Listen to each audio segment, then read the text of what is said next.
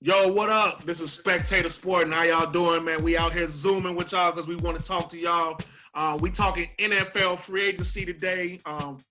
Big time guest on the show. One of the show favorites. If we talking football, we talking basketball, we talking high school basketball, whatever. We got to get Marcus Floyd, aka Coach Floyd, on the show to come help us set us straight. What up, boy? What's up? How y'all doing, man? Yeah, Social distancing. Yeah, the social distancing, man. It is what it is, but hey, we getting out here. At least we got away.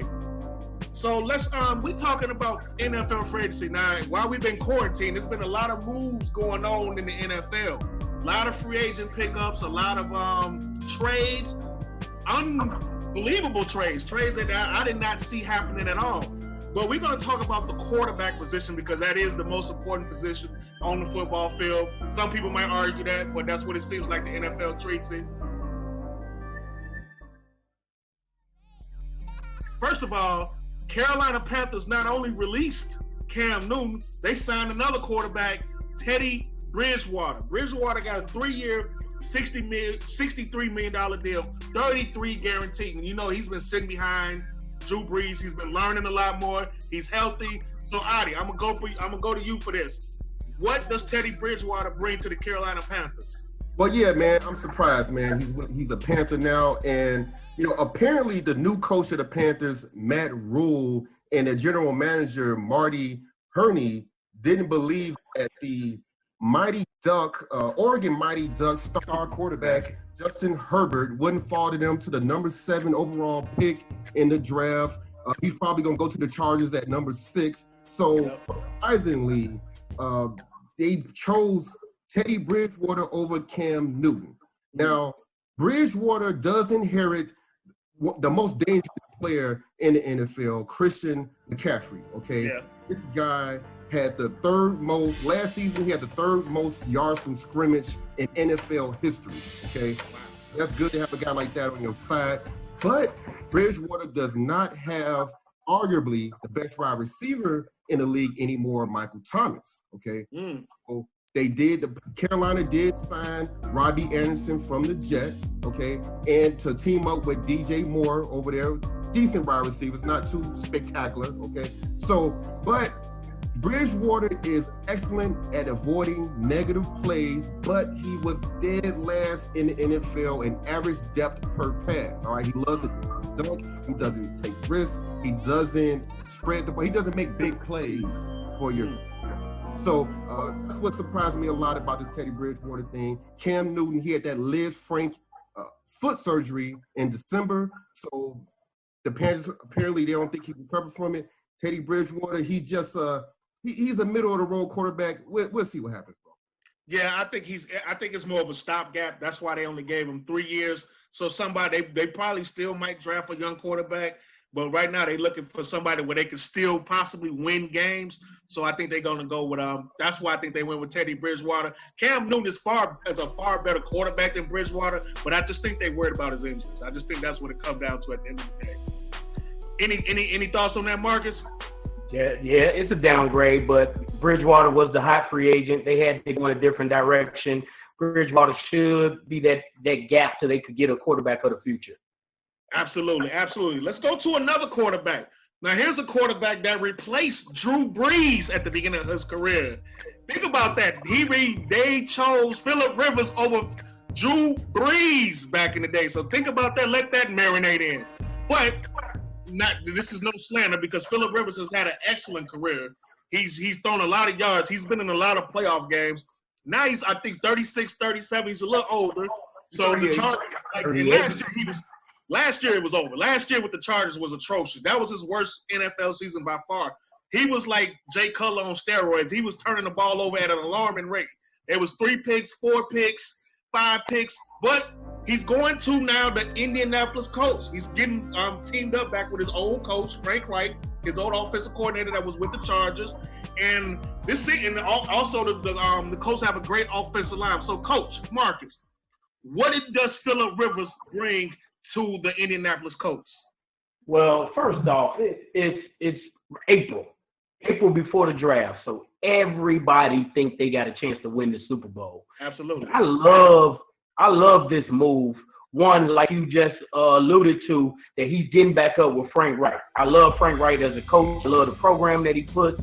And he went and got his man. He went and got his man. He wanted him. He made it very clear that he wanted Phillip Rivers to run his program. Now, Phillip Rivers is 38 years old. Yes, 38. I was wrong. 38 years old.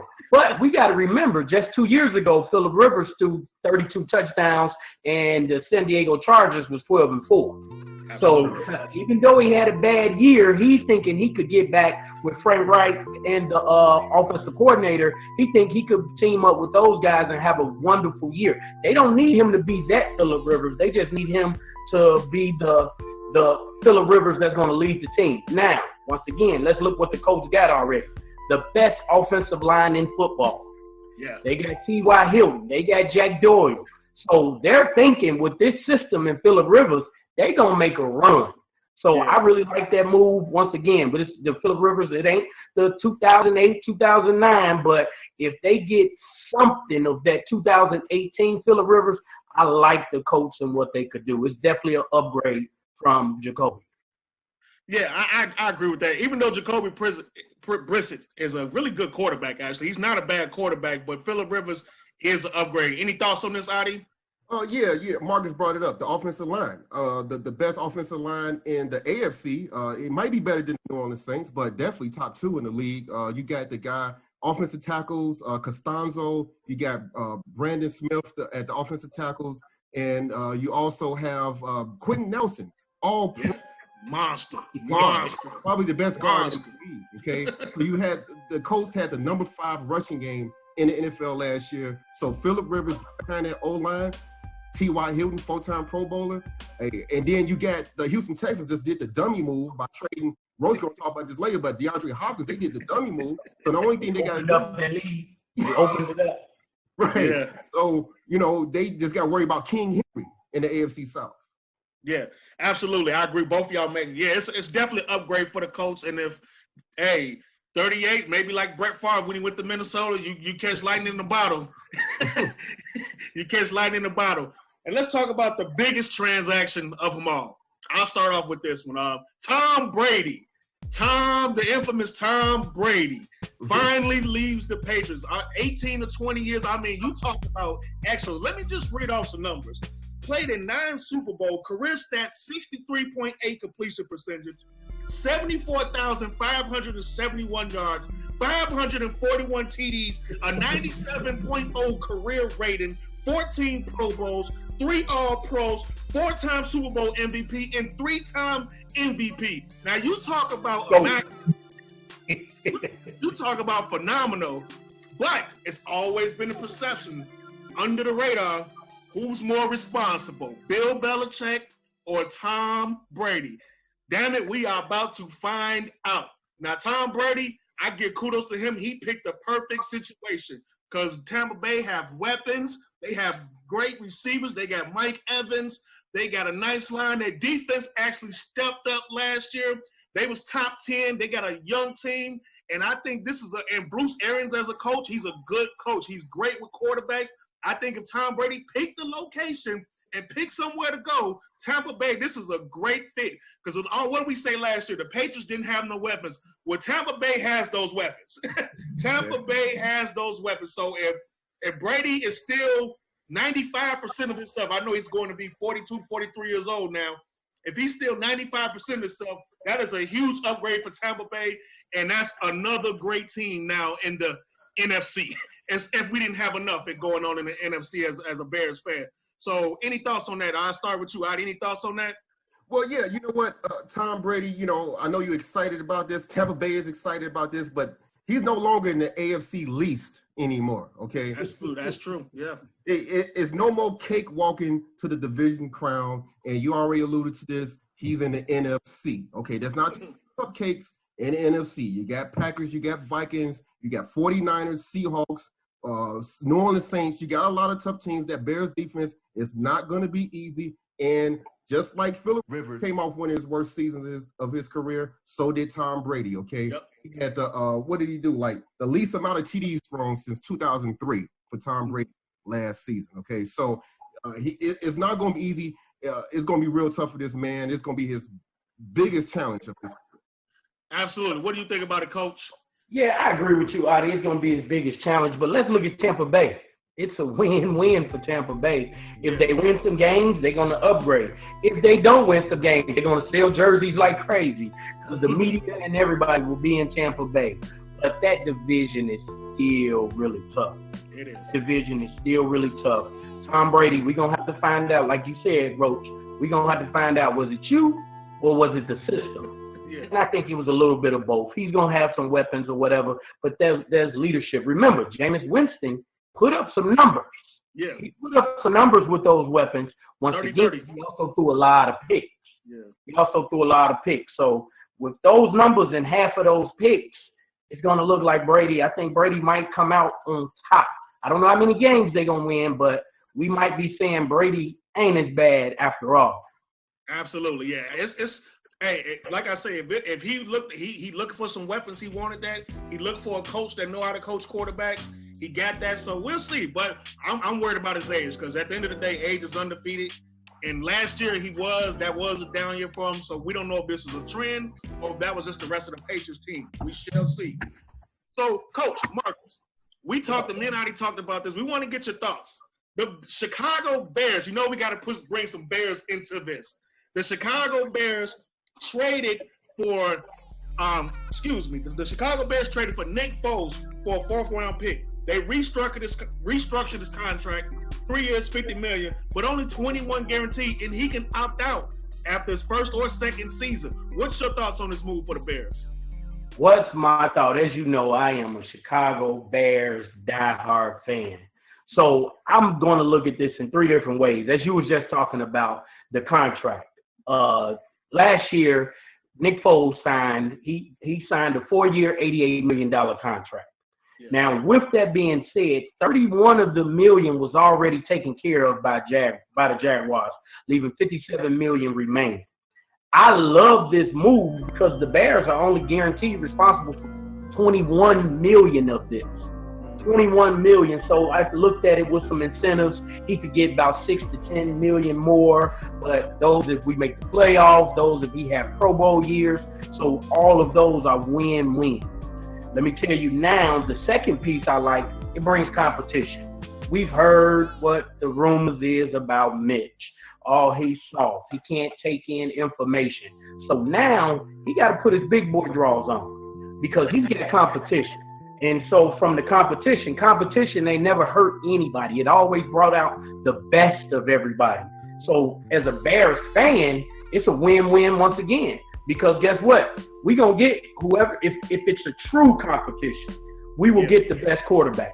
We'll get the best quarterback. If it's Mitch, that means Mitch then put on his big boy draws and he came to play. If it's Foles, we know what Foles can do. Foles, he doesn't have a low bottom. He doesn't have a low bottom. His ceiling sometimes is I question, but if he beats out Mitch, it's still an upgrade. We still got to upgrade. Now, with an improved defense, with a weaker schedule, I'm liking the Bears' chances. And I'm not saying that just from my heart as a diehard Bears fan, but I'm loving the chances with this. The third piece, this is the reality of it. And I think me and Roach, me and you talked about this. I believe day one, season opener, is going to be Mitch Trubisky as our starting quarterback. I don't know why. I believe that's going to be our quarterback. But here's the good thing.